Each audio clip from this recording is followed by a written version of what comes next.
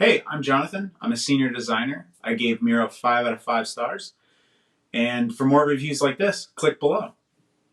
We looked at a few different tools. We looked at one called Battery, another one called, we looked at using Envision Freehand, and then I think we looked at, I can't remember what other ones, but those are the two. And the reason we didn't use them or go with them primarily was one, either they were too cumbersome, there was too many features, it was too hard to use, or they were too slow performance wise when we would go online using with a lot of different people or a lot of elements. And they didn't have enough, let's say, flexibility of different templates and different elements you could use to really structure like a workshop or a brainstorm or that kind of a thing.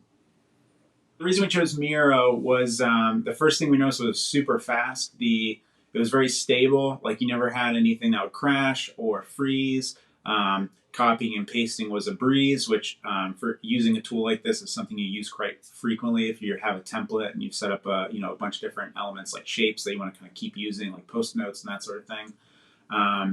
We do a lot of workshops, so it would handle like huge boards with tons and tons of sticky notes. That worked really well.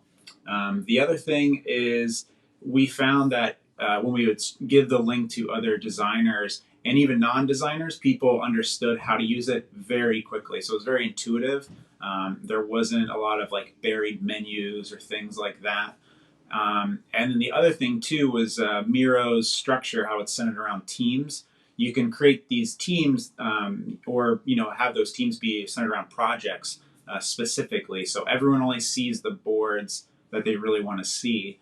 And then also as part of what Miro offers, you can do backups. So you never run the risk of losing, a ton of work or content that you've worked with a team, or, if you spend a 3-hour workshop or a full day workshop, you're not running the risk of losing it if someone deletes the file.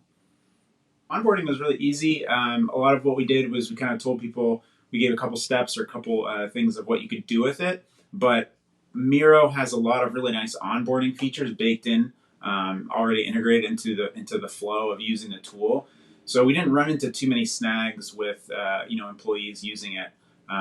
We maybe got a few questions on some of the more advanced administrative features, which didn't really matter because they shouldn't be using those anyways. But it was pretty easy to kind of spread out into the organization and use on an ongoing basis. So it was one of the main advantages I think we saw with the tool early on. I would say the thing that you can do to kind of evaluate whether Miro is a good fit for you is look at your workflow, figure out what you're going to be using it for, if it's brainstorming or if it's doing wireframing. Kind of go through that process, which each tool you're evaluating, and see how it responds. A lot of times it's going to take more than just kind of looking at an Excel sheet or a feature list, because it comes down to how it performs in reality. And we found a lot of the tools would fall short in the performance aspect when we would start using them, meaning they would either slow down, things would take too long, or maybe even just certain features are too complicated. So we found Miro to be the easiest version of that. But I would say the best way to evaluate it is just kind of do what you would use it for and download a trial and try it out.